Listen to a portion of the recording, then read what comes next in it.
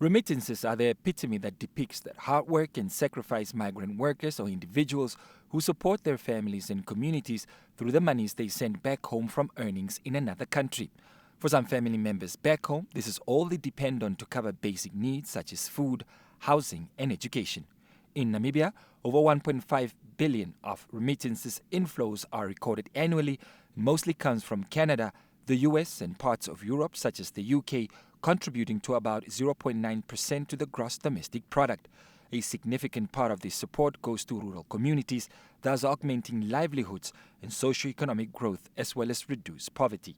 Namibians living abroad would regularly send their savings in search of investment opportunities in real estate, buying shares in local companies and agricultural sector.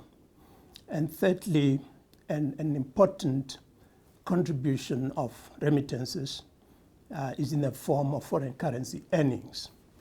You would know that as a country, we pay our foreign liabilities in foreign currency. That's your US dollars, the euro. According to World Bank data, remittances to low and middle income countries reached over $600 billion in 2022. This is a growth of 8% compared to 2021. To put a face to our migrant workers, we spoke to Suko White Kearukwa, a support worker and entrepreneur who has been living in England for 7 years. With earnings of about 14,000 Namibia dollars weekly, she's able to send money back home to her family to build and to cater for their needs through her hard work. Kearukwa narrates that it is not for fun or in vain that she is living abroad, but to build a better future. Sometimes I'll send monthly depending on how their needs are. So sometimes when they don't need anything, I send to my saving for a better tomorrow. There is really no sleeping in England unless if you don't have a job. But mostly 80% of the Namibians here are working. We are struggling a lot to have a better future and also to look after our families and friends back home. High banking charges for transactions from abroad, however, remain a burden for some when sending or receiving monies from some parts of the world. The central bank is a regulator in the foreign exchange market, streamlining its rules and procedures to infuse some level of efficiency and improve the situation.